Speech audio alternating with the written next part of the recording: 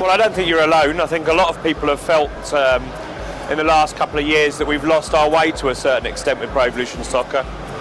You know, go back 3-4 years and you didn't have any problem at all feeling a real affinity with it. And then since then we've lost some of our hardcore fans without question. It's taken the team some time to get used to the new hardware. I think PES 2010 was a good start in the right direction, but there wasn't enough done to it. PES 2011, I think you'll see that we've made really big changes.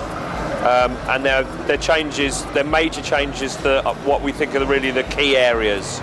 So animation was a really big problem, but as you said, gameplay. We needed to do something about gameplay.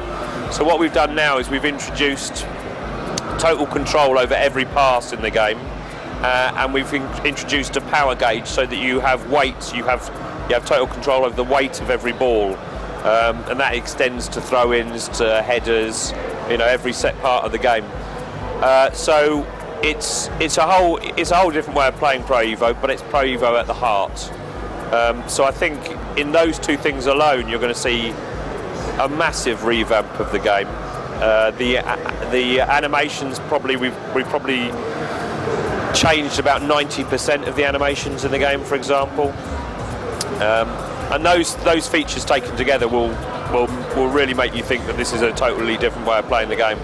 We've also included new one-on-one situations, new improvements to help with the one-on-one situations, new defending options, so you can choose to track the ball now to hold up play. And we've I think something like double the number of tricks and feints or something like that in there now, and you can link them together as well.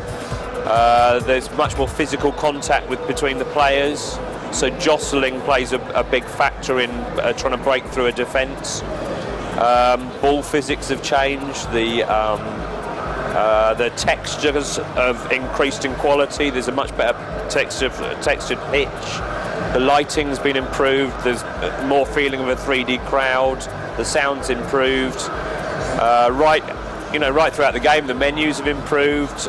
We're doing a lot of stuff with the tactics screen, drag and drop tactics that react to certain situations, so you can set up tactics in advance so that your team will play in a certain way depending on what happens on the pitch. And then we're introducing other new features like Online Master League, we're revamping other modes, and we're doing a lot with the edit mode as well. So it's massive changes for us this year, massive.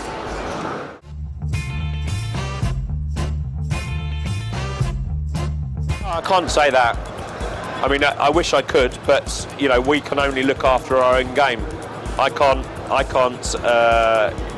have an effect on how successful their product will be and what changes they're going to make.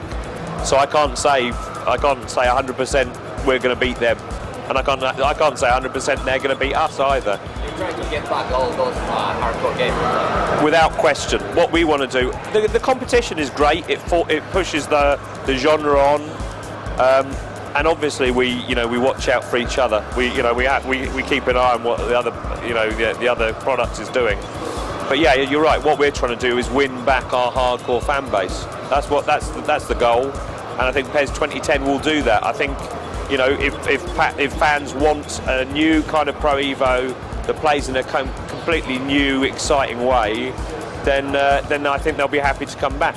If they, you know, maybe they've switched sides for good.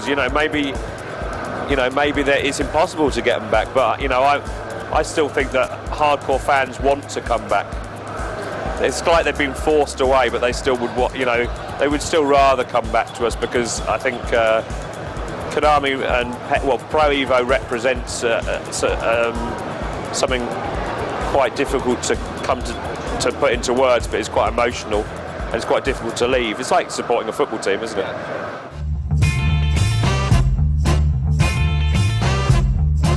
We'll see more licenses, but unfortunately I can't talk about those at the moment because they're under negotiation. I mean, it's really exciting to get South American football in there. Can we expect a big surprise? Yeah. To be honest, because it was a a license that was done in South America and in Mexico as well, of course. I didn't find out much about it until it had been done.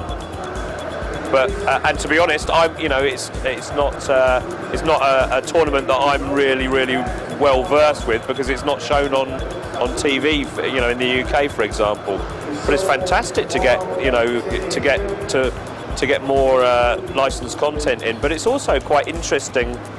You know how sometimes a sports game will force you to learn more about real life, which is a good thing. So when you're playing, if you play the Copa Libertadores, you're going to find out about who's playing where, and what the teams are like, what the stadiums are like, etc. And as a football fan, I think that's really cool. I think that's really exciting.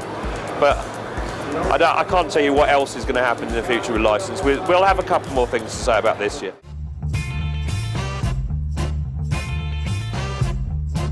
Online, the big changes will be the online Master League and making sure that the online experience is as high a quality as we can make it. And at the moment we've not got there. PES 2010 didn't get there. There were improvements, but we need to make sure that 1-on-1 and 2-on-2, that those situations we provide an excellent online service before we can start doing 6-on-6, 10-on-10, 11-11 eventually. But and I think that's what fans want to see us do first. If we jump in and start doing 5v5 and it doesn't work, we'd rightly be in trouble with the fans.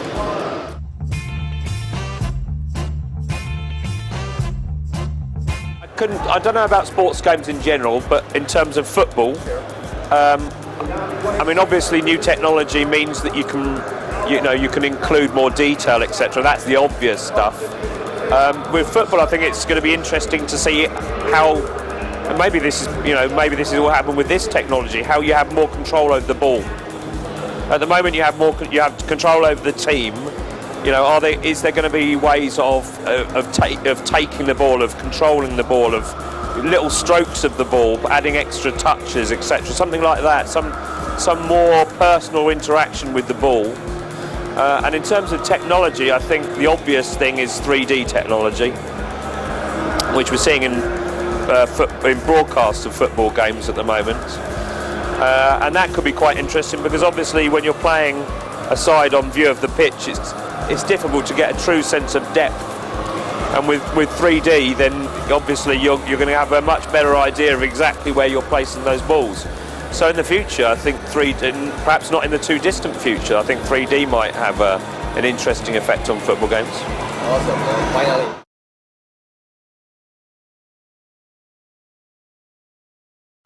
I didn't bet on this, but I kind of wanted to before I left. I think either, and this is not what other people say, so I could be completely wrong, but I have a sneaky feeling Germany will do well.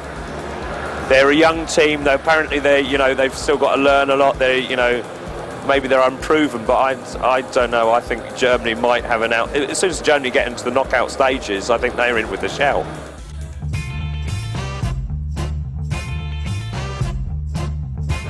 We're going to make the best game that we can for you, and I think you're going to think it's totally awesome, and you won't ever want to leave Pro Evo.